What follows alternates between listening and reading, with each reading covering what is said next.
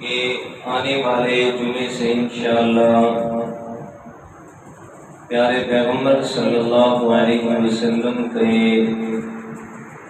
سیرت کے عظیم عنوان کو شروع کرنے کی سعادت حاصل کریں گے۔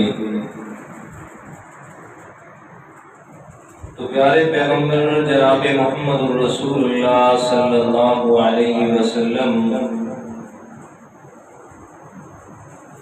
ان کی سیرت اور ان کی حیات طیبہ،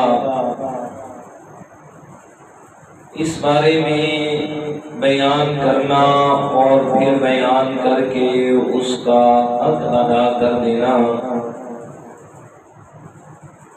نہ کسی کی طاقت ہے اور نہ کوئی اس علم کا حامل ہے۔ بس اتنی بات ضرور ہے کہ آپ صلی اللہ علیہ وسلم کی سیرت مقدسہ کا ذکر کر کے قیامت کے دن اللہ تعالیٰ کے دربار میں اپنا نام ان لوگوں کے اندر شمار کرانا مقصود ہے جو دنیا میں پیارے پیغمبر صلی اللہ علیہ وسلم کی سیرت مقدسہ کو بیان کرنے والے تھے۔ جیسا کہ مشہور بات ہے کہ سیدنا حضرت یوسف علیہ السلام جب مصر کی منڈی میں بکنے کے لیے پہنچے تو بڑے بڑے خریدار وہاں پہنچے، تو ان خریداروں میں ایک بوڑھی عورت بھی جا رہی ہے جس کے پاس کوئی مال دولت پیسہ روپیہ نہیں ہے، بھیڑ کی تھوڑی سی اون لے کے وہاں پہنچی ہے۔ تو کہنے والوں نے اسے کہا کہ ماں جی، یوسف کے خریدار کو بڑے بڑے بادشاہ اور امراء نے، بھلا تجھے کیا ملنے والا ہے؟ تو بوڑھی ماں نے کہا تھا پتہ تو مجھے بھی ہے کہ ان چیزوں سے یوسف مجھے ملنے والا نہیں ہے، بس میں چاہتی ہوں کہ یوسف کے خریداروں میں میرا نام آ جائے۔ بس ہم بھی یہ چاہتے ہیں کہ حق ادا تو نہیں ہو سکتا، بس پیارے پیغمبر صلی اللہ علیہ وسلم کی سیرت مقدسہ کو بیان کرنے والوں میں ہمارا بھی شمار ہو جائے۔ آپ علیہ السلام کی سیرت مقدسہ اور آپ کو اللہ تعالیٰ نے جو شان اور مقام اور عزت اور عظمت سے نوازا ہے، دیکھیے دنیا کائنات کا یہ اصول اور قانون ہے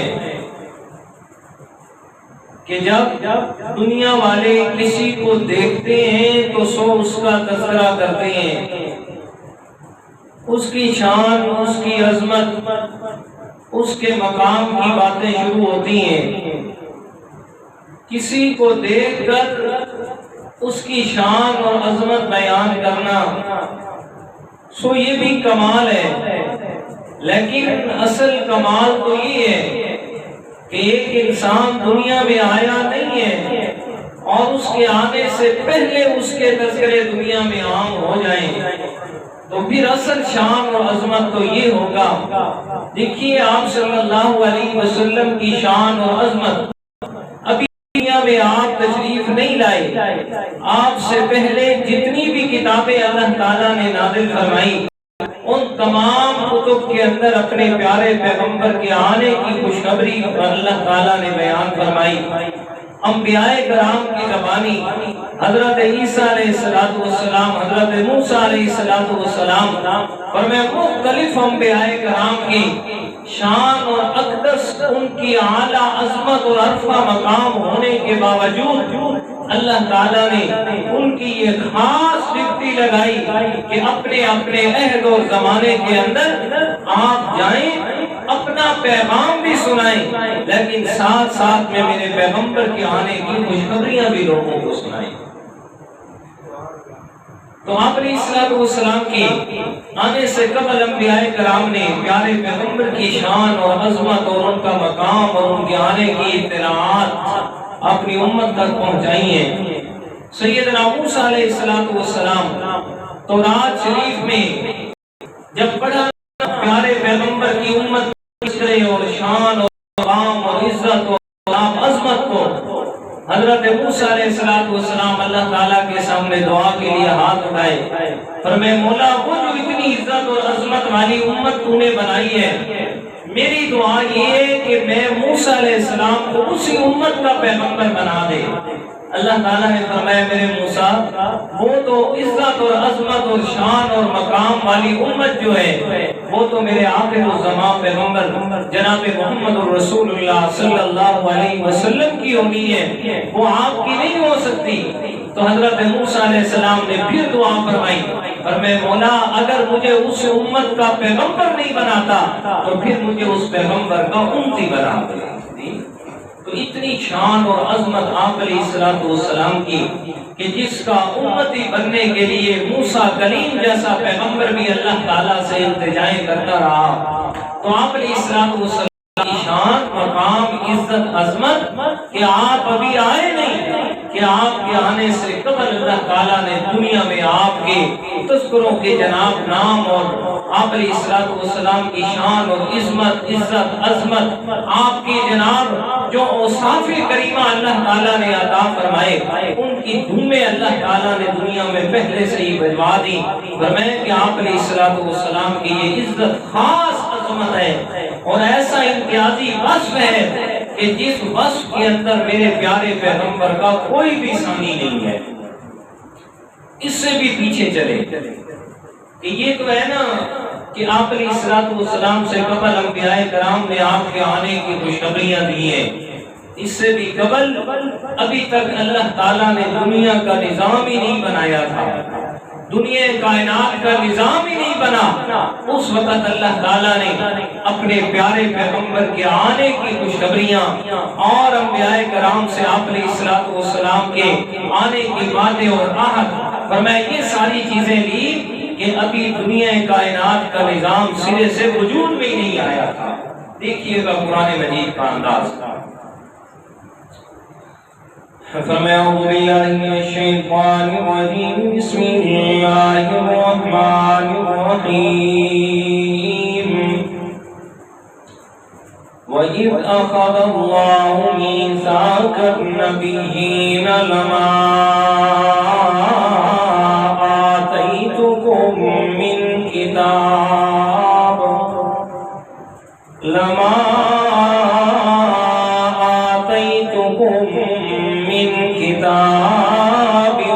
وحكمة ثم جاءكم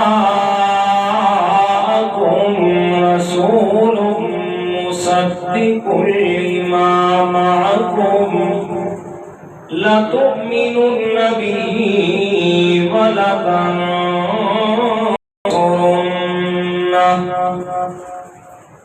چار جہان، پہلا عالم ارواح، دوسرا عالم دنیا، تیسرا عالم برزخ اور چوتھا عالم آخرت۔ فرمایا یہ پہلا جہان ہے عالم ارواح کہ جب اللہ تعالیٰ نے ساری کائنات میں جتنے بھی لوگوں نے آنا تھا قیامت تک سب کی ارواح کو اکٹھا پیدا فرما کے ایک جگہ پہ انہیں چھوڑ دیا ہے، اور عالم ارواح میں اللہ تعالیٰ نے دو وعدے لیے۔ فرمایا پہلا وعدہ عام کر کے لیا ساری انسانیت سے، اور دوسرا وعدہ اللہ تعالیٰ نے خاص لوگوں سے خاص کر کے لیا ہے۔ فرمایا جو عام وعدہ لیا اللہ تعالیٰ نے وہ اپنی ربوبیت کا لیا ہے، اور جو خاص وعدہ لیا وہ اللہ تعالیٰ نے اپنے پیغمبر کی محبوبیت کا لیا ہے۔ عام وعدہ لیا اسے بھی اللہ تعالیٰ نے قرآن مجید میں بیان فرمایا۔ فرمایا وَإِذْ أَخَذَ رَبُّكَ مِن بَنِي آدَمَ مِن ظُهُورِهِمْ ذريتهم وأشهدهم على أنفسهم ألست بربكم قالوا بلى شهدنا أن تقولوا يوم القيامة إنا كنا عن هذا غافلين. سورة الأعراف 9واں پارہ اور آیت نمبر 172 ہے. یہ عالم ارواح کا پہلا وعدہ ہے جو اللہ تعالیٰ نے ساری انسانیت سے جنہوں نے قیامت تک دنیا میں آنا تھا ان کی ارواح کو اکٹھا فرما کے لیا اور فرمایا وعدہ کیا ہے؟ الست بربکم، بتاؤ نا کیا میں تمہارا رب نہیں ہوں؟ سب کہتے ہیں بلا. یا اللہ کیوں نہیں؟ تو نے ہمیں پیدا فرمایا ہے، تو ہی ہمارا رب ہے، تیرے علاوہ اور کوئی نہیں ہے. اللہ تعالیٰ فرماتے ہیں میں آج آپ سے وعدہ کیوں لے رہا ہوں؟ اس لیے کہ ان تقولوا یوم القیامت انا کنا عن ھذا غافلین، کہ کل قیامت کے دن نہ ہو اور آ کر تم یہ نہ کہو کہ یا اللہ ہمیں تو پتہ ہی نہیں تھا ہمیں پیدا کس نے کیا ہے. میں اس بات کا انکار نہ کر سکو، اس لیے میں اللہ تعالیٰ آپ سے اپنی ربوبیت اور وحدانیت کا وعدہ لے رہا ہوں. اور میں یہ پہلا وعدہ لیا. اکثر میں یہاں یہ بات سناتا ہوں کہ کوئی سوال یہ کر لے کہ ہمیں تو یاد ہی نہیں ہے کہ ہم وعدہ کر کے آئے تھے، ہمیں تو یاد ہی نہیں ہے. اور یقیناً کسی کو یاد ہے نہیں یاد.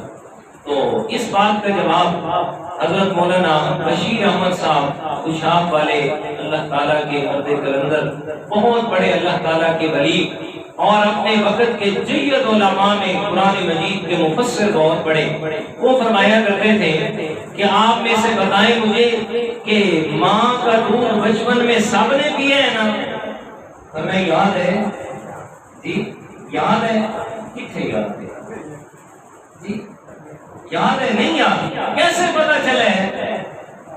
ماں باپ نے بتایا، بڑے بہن بھائیوں نے بتایا کہ جی تو چھوٹا نہیں ہونا ہے تو اماں تینوں دودھ بھی پلا دیا ہے جی، آپ کی تربیت ماں نے ایسے کی ہے. یعنی لوگوں کے بتانے پر ہمیں پتا چلا ہے کہ جی ہم نے بچپن میں ماں کا دودھ پیا تھا. ہمیں تو یاد نہیں ہے، مجھے تو یاد نہیں ہے یہ اس وقت شعور ہی نہیں کرتا انسان کو. تو فرمایا جیسے وہ ماں کا دودھ پیے لیکن یاد نہیں، لوگوں کے بتلانے پر ہم یقین کرتے ہیں کہ جی واقعتاً میری ماں نے مجھے دودھ پلایا تھا. اور میں بالکل اسی طرح بات ہے، اللہ تعالیٰ نے ہم سے وعدہ لیا تھا اور ہم وعدہ کر کے آئے تھے کہ یا اللہ دنیا میں جا کے صرف تیری عبادت کریں گے. جس طرح تو اکیلا ہمیں پالنے والا ہے نا، جب دنیا میں جائیں گے تو ہم تیرا کسی کو بھی شریک نہیں ٹھہرائیں گے. یہ عالم ارواح میں ہر ایک انسان اللہ تعالیٰ سے وعدہ کر کے آیا ہے.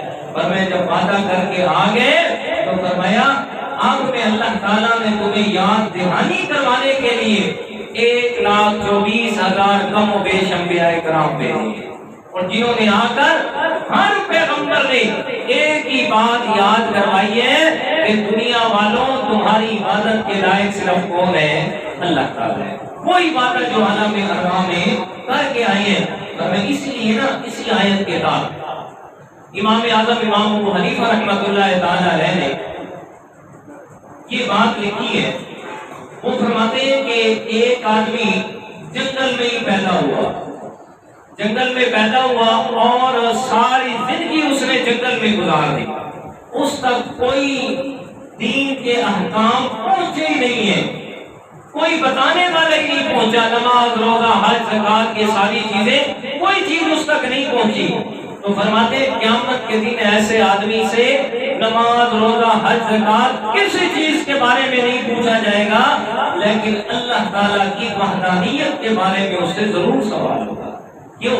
اس لیے کہ اس کا وعدہ وہ عالم ارواح میں کر کے آئے. ایک بار اور دوسری بات ہمیں اس کو اللہ تعالیٰ نے عقل عطا فرمایا تھا.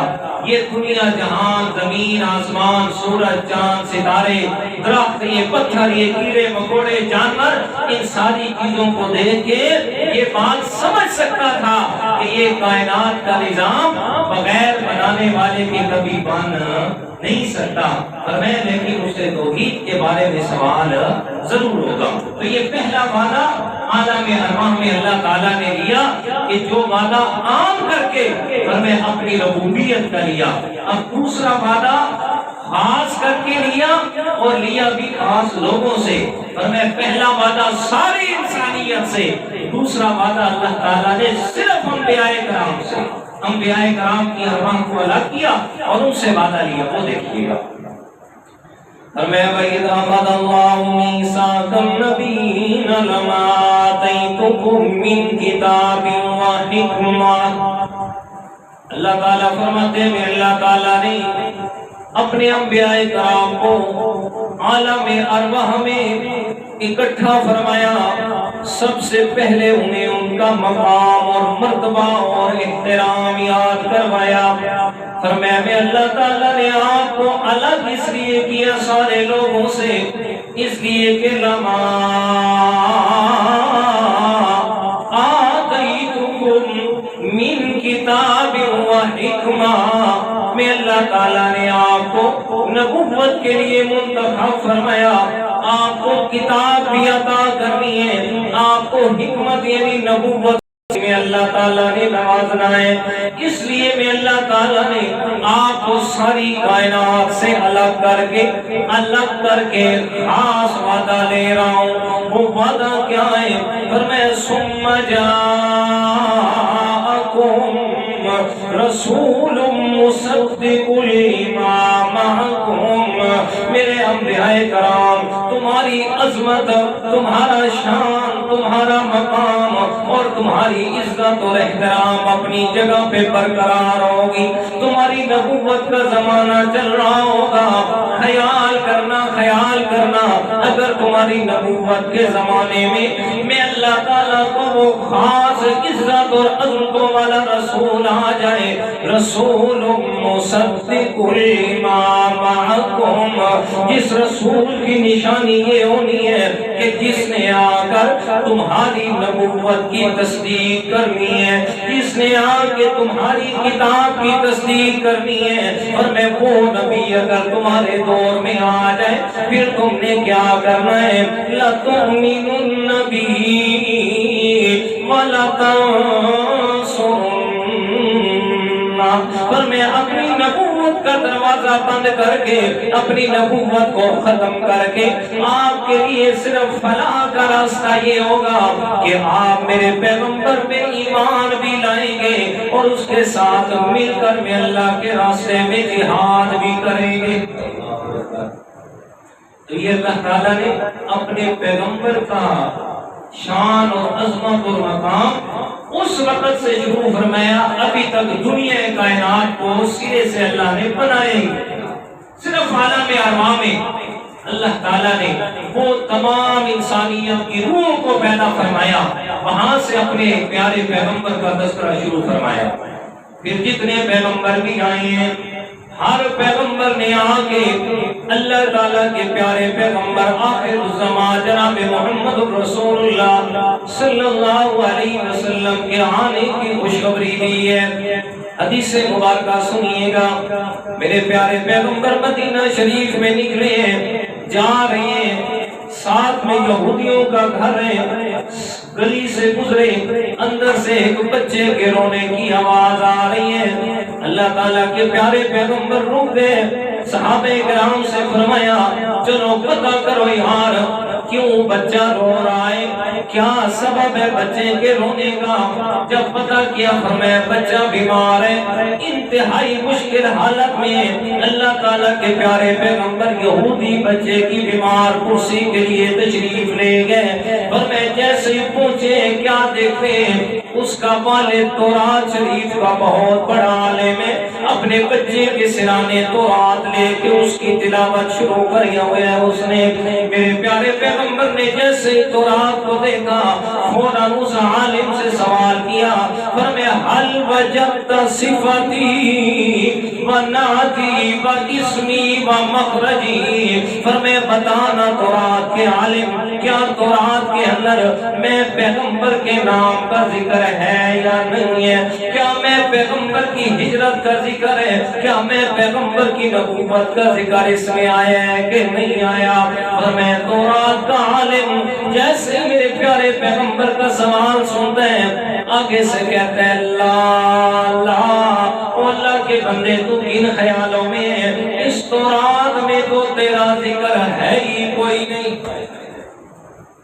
مولوی تھا نا جی, مولوی تھا نا, سچی بات کو چھپا گیا, سچی بات کو چھپا گیا. اپنے لوگ اور بھی بہت سارے بیٹھے تھے نا یہودی اس کے ساتھ, تو اس نے کہا اگر میں نے یہاں سچ بولا نا یہ نہ ہو کہ یہ سارے کے سارے ہی چلے جائیں ادھر تو پھر ہمارا کیا بنے گا. اصل بات کو چھپا گیا.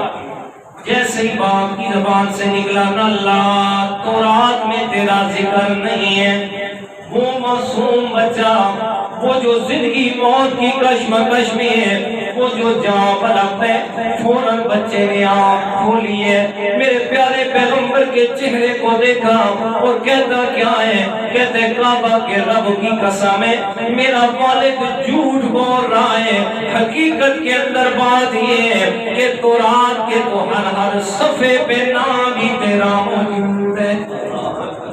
میرے پیارے پیغمبر فرماتے ہیں جب تجھے اتنا پتا ہے تو پھر تو کلمہ کیوں نہیں پڑھ لیتا, پھر مجھے مان کیوں نہیں لیتا.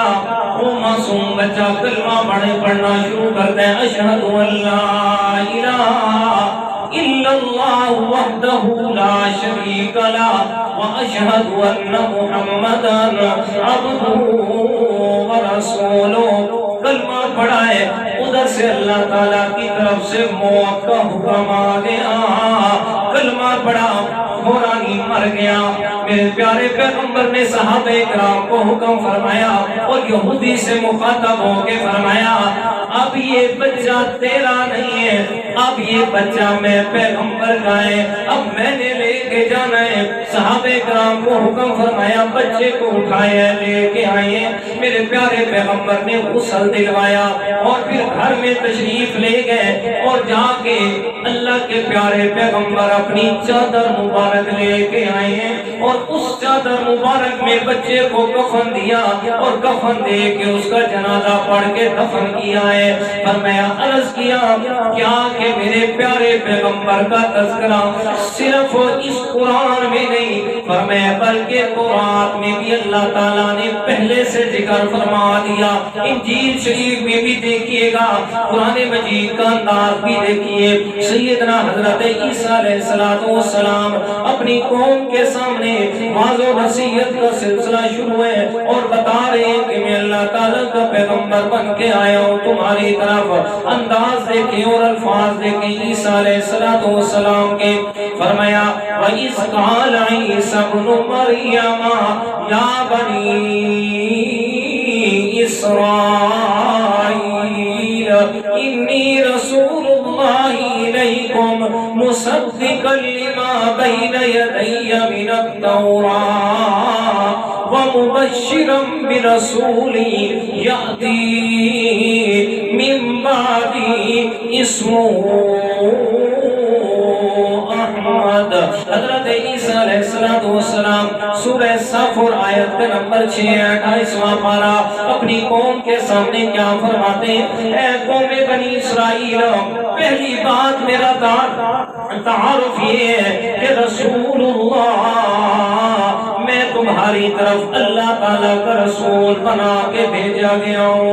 تورات کی تصدیق کرتا ہوں, آپ کو اللہ تعالیٰ کے احکامات سناتا ہوں. پر میں یہاں جو یہ فرمایا نا تورات کی تصدیق کرتا ہوں, یہودیوں کے اس نظریے کا انکار فرما دیا کہ جن لوگوں کا یہ خیال تھا کہ عیسیٰ علیہ السلام وہی تورات لے کے آئے ہیں، ان پر الگ سے کوئی انجیل کو اللہ تعالیٰ نے نازل نہیں فرمایا، بلکہ کوئی تورات کو لے کے آگے بڑھ رہے ہیں اور نعوذ باللہ جھوٹ بولتے ہیں کہ میرے اوپر اللہ تعالیٰ نے اپنی کتاب نازل فرمائی ہے۔ تو عیسیٰ علیہ السلام فرماتے ہیں پہلی بات میں اللہ کا رسول ہوں، اور دوسری بات وہ جو مجھ سے پہلے کتاب تورات آئی تھی میں عیسیٰ علیہ السلام اس کی تصدیق کرتا ہوں، اور دوسری بات یہ ہے وَمُبَشِّرًا بِرَسُولٍ يَأْتِي مِن بَعْدِهِ اسْمُهُ احمد، اور میں ایک ایسے رسول کی خوشخبری دینے کے لیے آیا ہوں جو میرے بعد آئے گا اور جس کا نام احمد ہوگا صلی اللہ علیہ وسلم۔ تو اللہ تعالیٰ نے اپنے پیارے پیغمبر کی شان اور عظمت صرف آپ صلی اللہ علیہ وسلم کے دور اور زمانے تک محدود نہیں رکھی، بلکہ ابھی تک دنیا نہیں بنی اس وقت سے شروع فرمائی، پھر دنیا بن گئی، اپنے اپنے وقت میں انبیاء کرام آتے رہے، اللہ تعالیٰ ہر پیغمبر کی ڈپٹی لگائی، پر میں جا رہے ہوں خیال کرنا، پہلے اپنا پیغام وہ جو میں نے آپ کو دیا، دوسرے نمبر پر میرے محبوب کا تذکرہ ضرور کرنا ہے، ضرور بتانا ہے انہیں کہ ہمارے بعد ایک آخر الزمان پیغمبر آئے گا، اور میری قوم والوں خیال کرنا اگر تم میرے جانے کے بعد وہ آ جائے تو اس کو ماننا، اس کا انکار نہیں کرنا۔ اسی لیے تو انصار مدینہ یہودیوں سے جب ان کی ٹکر ہوتی نا، لڑائی جھگڑا ہوتا، تو یہودی آگے سے انہیں کہا کرتے تھے انصار مدینہ کو کہ اللہ تعالیٰ کا آخری پیغمبر آنے والا ہے، جس کی صفات تورات کے اندر ہمارے پاس لکھی ہوئی ہیں، اس پیغمبر کے آنے کا وقت بالکل قریب ہے، وہ پیغمبر آ جائے گا، ہم اس پیغمبر پر ایمان لائیں گے اور اس کے ساتھ مل کر انصار مدینہ کو ختم کر دیں گے۔ یہ اکثر ہم انصار مدینہ کو یہودی کہتے تھے۔ جیسے اللہ تعالیٰ کے پیارے پیغمبر دنیا میں تشریف لائے اور انصار مدینہ کو پتہ چلا اس بات کا کہ وہ مکہ میں اللہ کا پیغمبر آیا ہے اور وہ اعلان کر رہا ہے میں اللہ کا آخری پیغمبر ہوں، انہوں نے فوراً یہ سمجھ لیا اور سوچ لیا کہ یہودیوں سے پہلے ہم نے جا کے اس کو ملنا ہے، ان سے پہلے ہم نے جا کر اس سے ملاقات کرنی ہے۔ چنانچہ انصار مدینہ آپ علیہ السلام کو آ کے ملے۔ آپ علیہ السلام کی نبوت کا 11واں سال تھا، 12واں سال آپ علیہ السلام کو ملے، جیسے ہی دیکھا نشانیاں تو پہلے سن چکے تھے، آپ علیہ السلام کو دیکھا، پہچان لیا اور فوراً مسلمان ہو گئے، اس نیت سے کہ کہیں یہودی ہم سے پہلے مسلمان نہ ہو جائیں۔ اور اللہ تعالیٰ کا کرنا آپ علیہ السلام کو انصار مدینہ نے یہودیوں سے سن کے پہچانا، یہودیوں سے علامات سن کے پہچانا اور ایمان لے آئے۔ لیکن جب آپ علیہ السلام ہجرت فرما کے مدینہ منورہ پہنچے ہیں تو میرے پیارے پیغمبر کے سب سے بڑے دشمن جو بنے وہ کون تھے؟ یہودی تھے۔ جی جان بوجھ کے جانتے بھی تھے کہ اللہ کے پیغمبر سچے ہیں، جانتے بھی تھے کہ آپ اللہ کے سچے پیغمبر ہیں، آپ پر جو کتاب نازل ہوتی ہے وہ سچی ہے، اپنی طرف سے نہیں کہتے، لیکن اس کے باوجود بھی ماننے کے لیے تیار نہیں ہوئے۔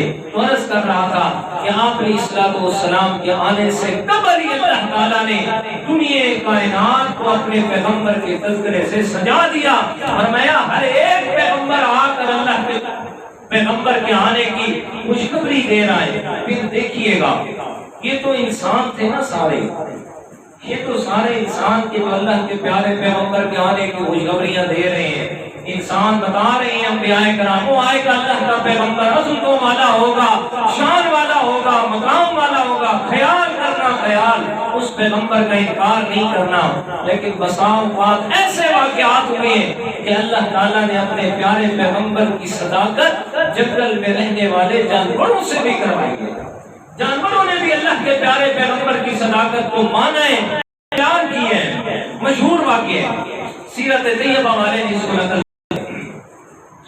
دو آدمی مکہ میں رہنے والے، ابو صفوان بن حرب اور صفوان بن امیہ، یہ دو آدمی ہیں، مکہ کے نواح میں ارد گرد کے علاقے میں پھر رہے ہیں، اچانک سے کیا دیکھتے ہیں کہ ایک بھیڑیا ہے اور وہ ہرن کے پیچھے لگا ہوا ہے۔ ہرن دوڑتے دوڑتے فوراً آ کے حدود حرم میں داخل ہو گئی۔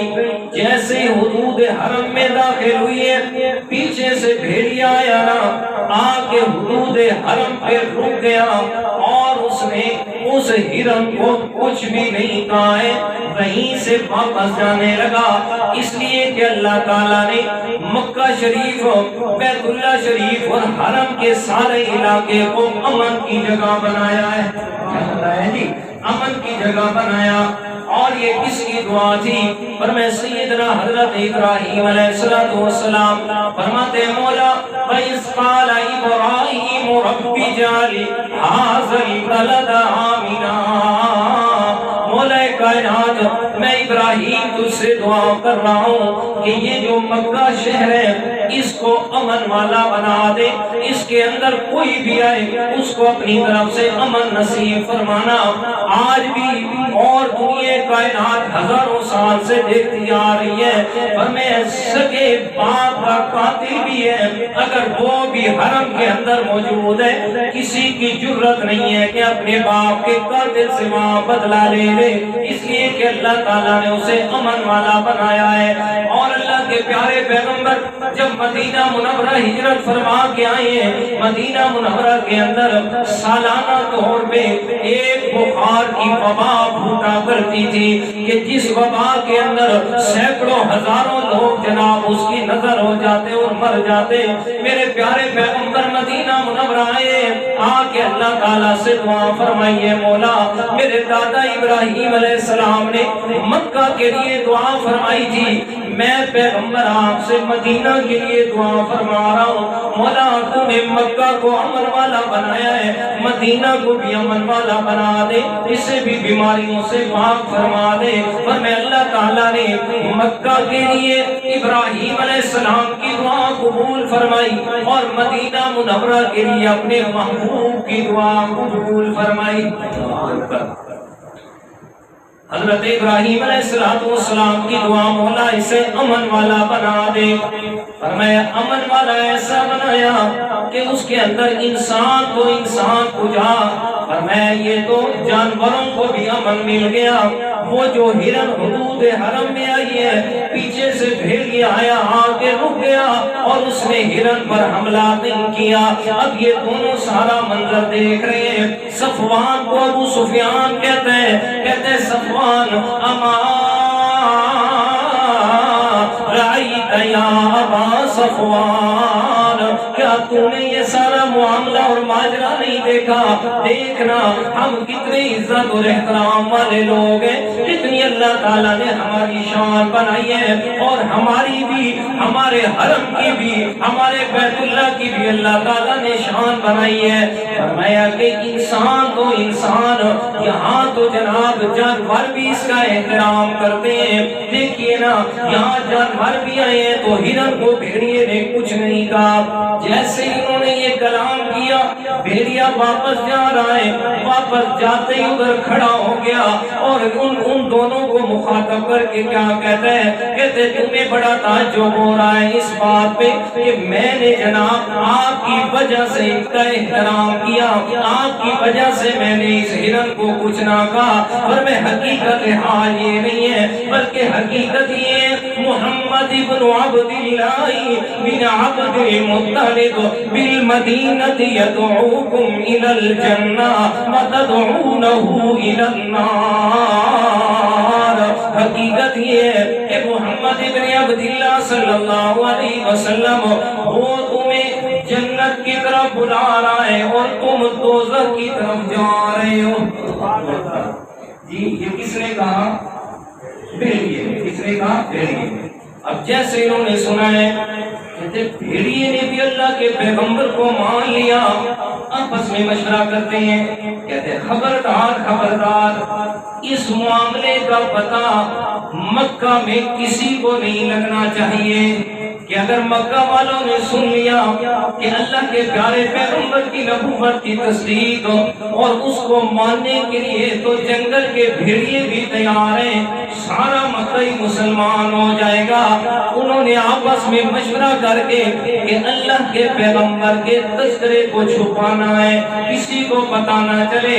لیکن انہیں اس بات کا کیا پتا کہ جس کا تذکرہ میرا رب بلند کرے اور وعدہ کرے گا میرے پیارے پیغمبر، الم نشرح لک صدرک ووضعنا عنک وزرک الذی انقض ظہرک ورفعنا لک ذکرک۔ میرا پیغمبر میں اللہ تعالیٰ نے آپ کے ذکر کو بلند فرمایا ہے۔ بات مختصر، حضرت عبداللہ ابن عباس رضی اللہ تعالیٰ عنہ سے پوچھا گیا، فرمائیے گا مفسر قرآن اللہ نے آپ کا ذکر کیسے بلند فرمایا ہے؟ حضرت عبداللہ ابن عباس فرماتے ہیں، فرمایا اللہ تعالیٰ نے ایسے بلند کیا کہ دنیا کائنات میں جس جگہ پہ اللہ کا ذکر ہے وہاں ساتھ اس کے محبوب کا ذکر ہے۔ جی اب یہ آپس میں مشورہ کر کے رک گئے۔ ادھر مدینہ منورہ کے نوا میں ایک اور واقعہ پیش آ گیا۔ رافع بن عمیرہ بن بابر یہ چرواہ ہے، بکریاں چرا رہا ہے، اس کے ساتھ بھی ایسا معاملہ ہوا کہ اچانک سے ایک بھیڑیا ہے، دبلا پتلا بھیڑیا، اور اس نے اس سارے دیوڑ میں سے جو سب سے بھاری اور جناب سب سے زیادہ وزن والی بھیڑ ہے اس کو اٹھایا، کندھے پہ ڈالا اور دوڑ لگا دی۔ رافع نے جیسے ہی دیکھا ہے کہ میری بھیڑ اٹھا کے جا رہا ہے بھیڑیا، یہ پیچھے گیا اور اس نے بڑی طاقت لگا کے اسے بھیڑ کو واپس لے لیا اور کھڑے ہو کے کیا کہتا ہے، یار عجب للذئب یحتمل حملا، کہتے بڑا عجیب بھیڑیے یار، اپنے وزن سے بھی زیادہ بھاری بھیڑ اٹھا کے دوڑتا جا رہا ہے۔ جیسے اس نے یہ الفاظ کہے بھیڑیا رک گیا اور رک کے کہتے ہیں اللہ کے بندے تو نے جو چیز مجھ سے واپس لی ہے، فرمایا رزقنی اللہ تعالی اخذت منی رزقا رزقنی اللہ تعالی، اللہ کے بندے تو نے مجھ سے وہ چیز واپس لی ہے کہ جو اللہ تعالیٰ نے میرا رزق بنایا تھا تو نے وہ مجھ سے واپس لے لی ہے۔ رافع کہتے ہیں یار عجب للذئب یتکلم، بڑا عجیب ہے، یہ تو بھیڑیا باتیں بھی کرتا ہے، یہ تو بھیڑیا باتیں بھی کرتا ہے، بڑا عجیب بھیڑیا ہے۔ اب اگلی بات سنیے گا، بھیڑیا اور جو والی بات کرتا ہے رافع سے کہتا ہے ابھی نہیں، اس سے اور تجھے تعجب ہوگا، محمد ابن عبداللہ ابن عبد المطلب بالمدینہ یدعوکم الی الجنہ وتأبون الا دخول النار۔ اور میں اللہ کا پیغمبر مدینہ منورہ میں بیٹھا ہے، تمہیں جنت کی طرف بلا رہا ہے اور تم دوزخ کی طرف جانے کے لیے ضد کیے جا رہے ہو۔ رافع کہتے ہیں جیسے ہی میں نے یہ بات سنی فوراً میرے دل و دماغ نے فیصلہ کیا ابھی اللہ کے پیارے پیغمبر کی محفل میں جاتا ہوں، جا کے سارا واقعہ بھی سناتا ہوں، ساتھ میں مسلمان بھی ہو جاؤں گا۔ ادھر یہ رافع مدینہ کے نماز سے چلا ہے میرے پیارے پیغمبر کے پاس، ادھر اللہ تعالیٰ نے حضرت جبرائیل علیہ السلام کو بھیج کے سارا واقعہ پہلے اپنے پیغمبر کو بتلا دیا ہے۔ حضرت رافع آئے، جیسے ہی آئے نا میرے پیارے پیغمبر نے رافع کے بولنے سے پہلے ہی اسے بتا دیا، اور میں رافع تو نے یہ کہا، بھیڑیے نے یہ جواب دیا، پھر تو نے یہ کہا، اور آخر میں بھیڑیے نے یہ جواب دیا۔ حضرت رافع فرماتے ہیں یا رسول اللہ یقین تو پہلے ہی ہو گیا تھا لیکن اب یقین کامل حاصل ہو گیا کہ اس جگہ پہ یا میں تھا یا بھیڑیا تھا، تیسرا اللہ تعالیٰ کی ذات تھی اور کوئی نہیں دیکھنے سننے والا۔ جو آپ کو پتہ چل گیا تو یقیناً آپ کو اپنے رب نہیں بتایا ہے۔ اور حضرت رافع اسی محفل میں کلمہ پڑھ کے کیا ہو گئے؟ مسلمان ہو گئے۔ تو یہ اللہ تعالیٰ نے اپنے پیارے پیغمبر کا ذکر جو ہے وہ بلند کروایا کہ آپ ابھی دنیا میں آئے نہیں، آپ کے آنے سے پہلے، پھر صرف دنیا میں نہیں بلکہ ابھی دنیا کا نظام اللہ تعالیٰ نے بنایا ہی نہیں، فرمایا کہ عالم ارواح کے اندر وہاں اللہ تعالیٰ نے ساری کائنات کی ارواح سے فرمایا ایک وعدہ لیا عام کر کے اپنی ربوبیت کا، اور دوسرا وعدہ اللہ تعالیٰ نے خاص کر کے انبیاء کرام کی ارواح سے لیا اپنے پیارے پیغمبر کی رسالت اور نبوت کا، اور پھر ہر پیغمبر کی ڈیوٹی لگائی۔ فرمایا جتنے بھی انبیاء کرام دنیا میں تشریف لائے، فرمایا جاؤ اور جا کر جہاں میرا پیغام دنیا والوں کو سنانا ہے وہاں آپ نے ساتھ میں میرے پیغمبر کے آنے کا، میرے پیغمبر کے آنے کی خوشخبری بھی دینی ہے کہ او دنیا والوں ہمارا پیغام تو یہ ہے، لیکن خیال کرنا اگر ہمارے بعد وہ آخری پیغمبر آ جائے تو پھر اس کے اندر تمہاری فلاح اسی میں ہوگی کہ اس پیغمبر پر ایمان لاؤ گے، اس پیغمبر کی تعلیمات پر عمل کرو گے۔ آپ علیہ السلام کی لڑکپن کا ایک واقعہ ہے۔ آپ علیہ السلام جب اپنے چچا ابو طالب کے ساتھ رہ رہے تھے تو ابو طالب شام کی طرف تجارت کی غرض سے جانا چاہتے ہیں، تو آپ علیہ السلام سے عرض کیا بھتیجا آپ اپنے ادھر میرے اہل و عیال کے ساتھ رہ جائیں اور کچھ دنوں کے لیے میں جا رہا ہوں، پھر واپس آ جاؤں گا شام سے۔ آپ علیہ السلام کے ساتھ ابو طالب کو بڑا پیار تھا، میرے پیارے پیغمبر کو بھی اپنے چچا سے بڑا پیار تھا۔ جب وہ تیار ہوا نا سواری پہ بیٹھا، آپ علیہ السلام سامنے آئے، وہ بڑے پیار سے دیکھ کے چچا سے کہا چچا جی میں نے بھی ساتھ آنا ہے، میں پیچھے نہیں رہتا۔